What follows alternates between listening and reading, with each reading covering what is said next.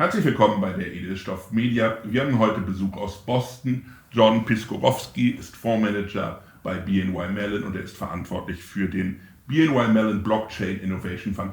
Warm welcome to rainy Hamburg. Jon, thanks for coming. What was your first contact or experience with the blockchain? Yeah, sure. I first started working in looking at blockchain. It was almost in 2015, and that was when interest in cryptocurrency started. At BNY Mellon, we have a very strong thematic product, and we put out some white papers on the topic.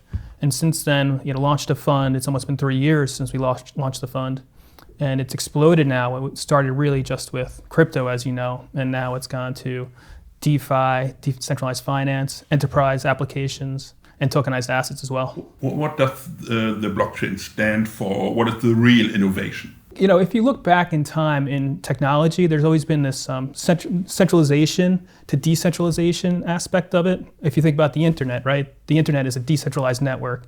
And very similarly, blockchain is the same thing. You are basically a decentralized network which adds value in 3 ways, really: speed, security, and scale. You invest in companies that benefit from the blockchain. Do you have 3 examples? Sure, I have a couple of examples. One of the things that our strategy seeks to differentiate itself with is our small cap effort. So one of the larger holdings is a company called Silvergate. It's a U.S. bank, small bank you probably wouldn't have heard of. And what they did was they solved a very important pain point. Institutional investors wanted to buy cryptocurrencies and their exchanges. And instead of having to basically hold accounts at each one, they formed a real-time network because crypto trades in real time. Mm-hmm. And by solving that pain point and having the approval of the regulators, they've grown deposits from about $1 billion to $14 billion. So that's one example. But there's others out there like Block, which used to be called Square, and Coinbase as well. There are different levels and industries. What does a company have to bring to the table that you decide to invest in? It's a good question. It's a question of materiality. So from our strategy, we really focus on the materiality. With basically 3 buckets from lowest to highest. And our job is to make sure we do the due diligence, we meet with the companies to determine how material it is and how big the market opportunity is. Somebody like a brand name like a Coinbase out there is obviously a very high materiality. 100% of the revenue comes from blockchain. But there are other ones, smaller companies, where you have to assess the opportunity, but also the reality if they're going to implement that or not. Because it's important that we find the ones that have the ability to scale and take advantage of the opportunity. Is my everyday life already being influenced by the blockchain? I think so. I mean, when you think about Bitcoin, depending on who you talk to, is held at 1 out of 4 households in the U.S.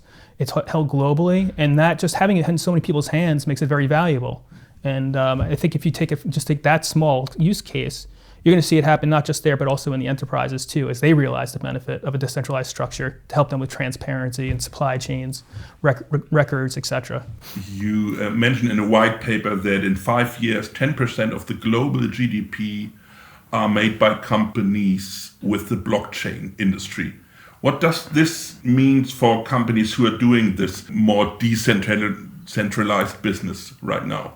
Yeah, well, if you think about what the impact of the internet, and if you really believe that a decentralized network like blockchain can have the same impact, it's gonna really hit very large markets.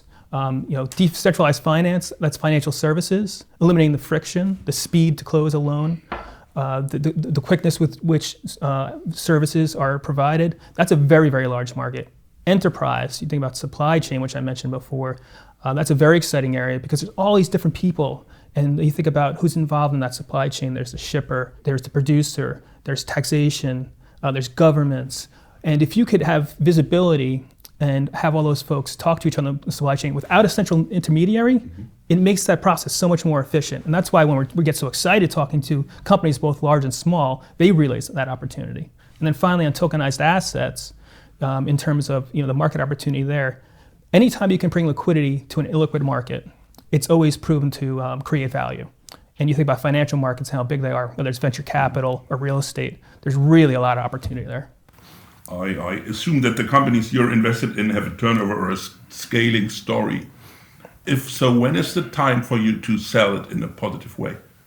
I feel like we're so early right now, and the duration of the theme is so long that I don't think we haven't really come to that part of having to turn over the portfolio that much. Now, I will say there has been maturity in one part of the market, and that's the retail cryptocurrency market. Because if you wanted to buy cryptocurrency today as a retail investor, you can do it in so many platforms. So that is actually a pretty mature market. But the opportunity outside of that is really large and still very underpenetrated. So we're very early in the process still. You're from Boston and you went to the MIT. Yes. Isn't research there or a startup in the Valley appealing? Why do you join an asset manager?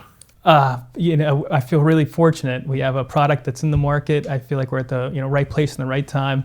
And I love investing. And if you talk to our colleagues, they love investing in the process. So for me, I couldn't think of doing anything else. And I have friends from school that they're entrepreneurs and they're out there doing it. But this is a very exciting opportunity to do what I love in a sector that's growing and it's going to transform the economy. When do you expect fund shares to be tokenized? It's happening already. There are companies out there that have done it with gold and with treasuries. And there's also companies that are doing it in the private markets already. And we have some of that exposure in the portfolio. So you'd be surprised that it's happening. It's small still. But if you think about the large opportunity would be in those illiquid markets, in my opinion, because the public equity markets are pretty efficient today. Tough times for yourselves, colleagues.